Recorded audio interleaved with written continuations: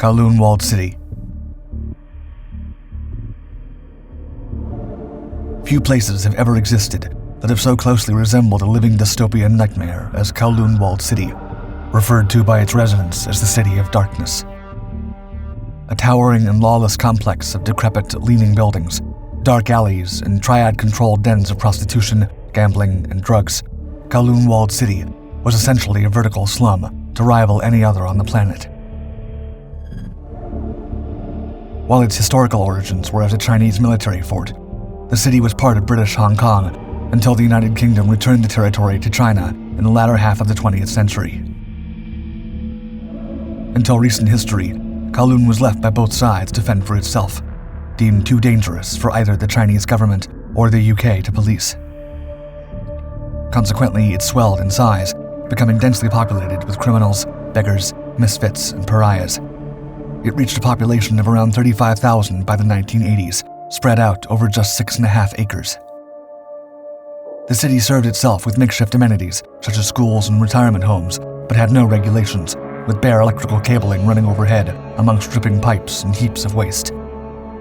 Dark and dank, Kowloon Walled City was home to 350 buildings, between 10 and 14 stories high, with more than 10,000 households and 8,500 premises. The towering buildings were constructed so close together that few shafts of light ever reached the ground, keeping the many residents in perpetual darkness and ensuring that the thriving organized criminals could run their operations undetected. The narrow, waste-strewn alleys were maze-like, and entering the city was advisable only with a trusted local guide. Gangways between the rooftops of the crooked, leaning buildings afforded the locals a speedy and effective way of getting around, with rusty ladders providing access. The economy of Kowloon Walled City enabled many manufacturers to excel, making everything from fish balls and noodles to assorted plastic products for export from the city. Amongst the many food vendors were those selling snake and other wild animal meats. The city's seedier areas hosted X-rated cinemas, gambling parlors, brothels, and drug dens. Heroin addiction was particularly rife, and dealers sold the drug freely and openly to anyone who wished to take advantage of the bargain prices. The ungoverned hell of Kowloon Walled City came to an end in 1994, when the Hong Kong government systematically and forcibly evicted the towering tenements and demolished what was left behind. Salt Pit, CIA Black Site. Many countries have what are known as black sites, defined by the Associated Press as, quote, clandestine jails where prisoners generally are not charged with a crime and have no legal recourse, with no bail or court order. The CIA is widely believed to have several of these locations, with names such as Cobalt or Salt Pit. The latter is the site of a CIA-run prison outside of Bagram Air Base in Afghanistan. It came out in 2005 that at this location, numerous acts had been committed against people deemed enemies of the state. Inside sources have described it as a dungeon where the most unimaginable torment was carried out on Al-Qaeda prisoners. Prisoners were routinely shackled with their hands raised above their heads in cramped, dark spaces and subjected to practices including what's described in an official CIA report as forced feeding. Other physical methods included keeping the prisoners hooded, ensuring they were fed poor-quality food, and ensuring the environment was always cold. Psychological methods included playing loud music 24/7 and using sensory deprivation tactics. One prisoner, Al-Najjar, former bodyguard to Osama bin Laden, was found after being deprived of sleep by being shackled in a permanent standing position for an estimated 13 days. However, CIA documents had failed to record when his torment actually began. These practices are designed to humiliate and demoralize prisoners until they break, ultimately making them more willing to reveal sensitive information to their torturers. Within the same official report are details of communications between officials and torturers, talking candidly about waterboarding and other tactics to break down the prisoners' defenses and make them more amenable. The CIA's advanced physical and psychological interrogation methods are reserved for use only in the most extreme cases. Nevertheless, the brutality of these methods and the lack of humanity and compassion shown at the Salt Pit were kept hidden from the public for many years. Black Hole of Calcutta.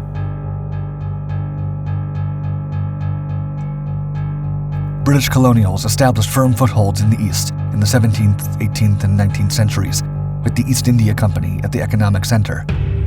When the British began constructing Fort William in Calcutta to protect their trading supplies, the Nawab of Bengal was offended. On June 16, 1756, frustrated by British rule, the Nawab sent an army of 50,000 men to halt the construction of Fort William, along with 50 cannons and 500 elephants. A force of 170 British soldiers held off the attackers for a number of days, but were ultimately overpowered and taken prisoner. One of the Bengal leaders assured them, quote, "On the word of a soldier, that no harm should come to you." That night, 146 British prisoners of war, including women and the wounded, were stripped of their clothes and forced into a small prison cell in Fort William, measuring just 18 by 14 feet. The cell had previously been used to detain minor offenders. With 2 small windows in the heat of the Indian summer sun, what became known as the Black Hole of Calcutta was certainly hell on earth that night. The prisoners baked and suffocated, trampling one another to get near the window for a gasp of air. With panic setting in, the captors mocked and taunted the prisoners as they fought over what little water had been provided. The following morning, the prison door was unlocked at 5 a.m., and it was found that just 23 remained alive. The rest of the corpses were piled up around the tiny room. The Englishman in command of Fort William, one of the few survivors, wrote of the event, calling it, quote, "A night of horrors I will not attempt to describe, as they bar all description." The British took swift revenge, reclaiming the fort the following year with 3,000 men and ruling Calcutta for centuries more. The Nawab responsible for the mistreatment fled and was ultimately murdered by his own people, his body discarded in a river. Elmina Castle. Built by Dutch colonists in 1482, Elmina Castle stands on the coast of Ghana as the oldest European building south of the Sahara. Despite its grandeur, idyllic surroundings, and whitewashed walls, the castle hides a dark history. Built as a trading post for the export of ivory and gold, Elmina Castle later became known as the largest of the region's slave forts, used by the Dutch, Danish, English, Swedish, and Portuguese. Because of their controversial purpose and economic associations, these forts were heavily armed to protect them from rival slave traders as well as pirates.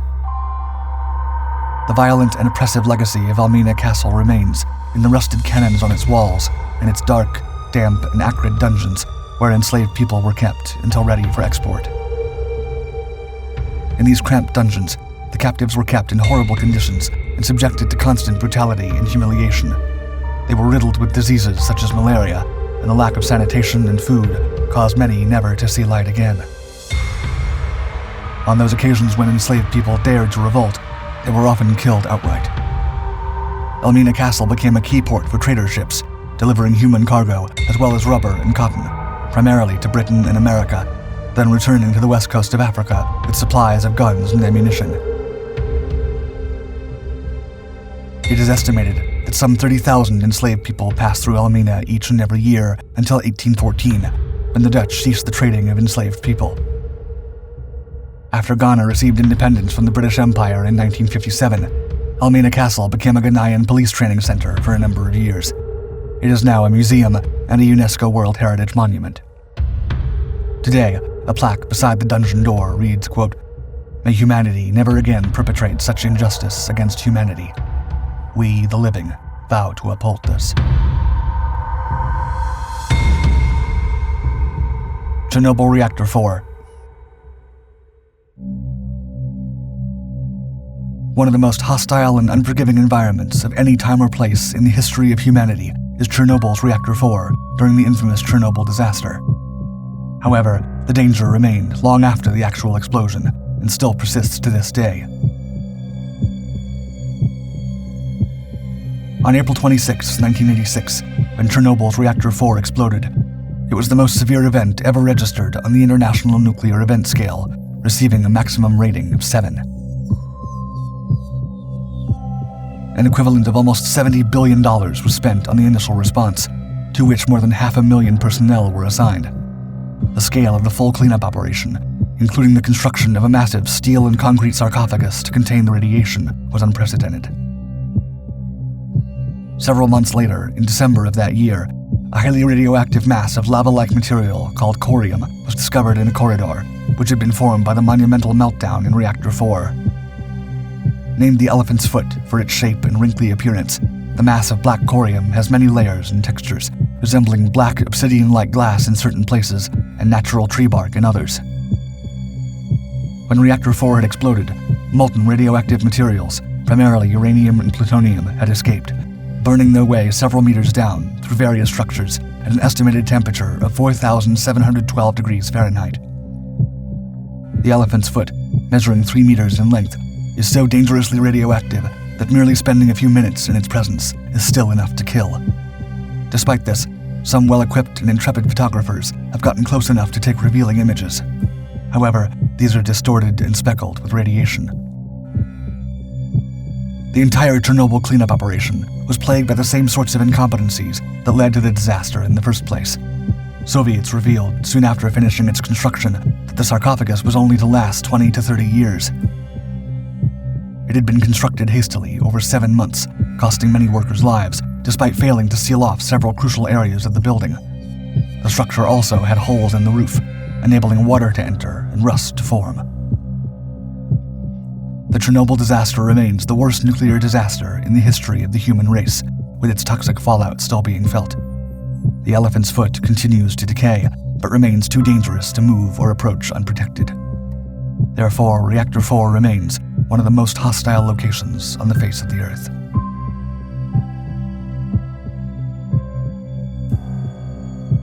Which of these buildings would you most want to avoid? Let me know in the comments. As always, thank you for watching Dark 5.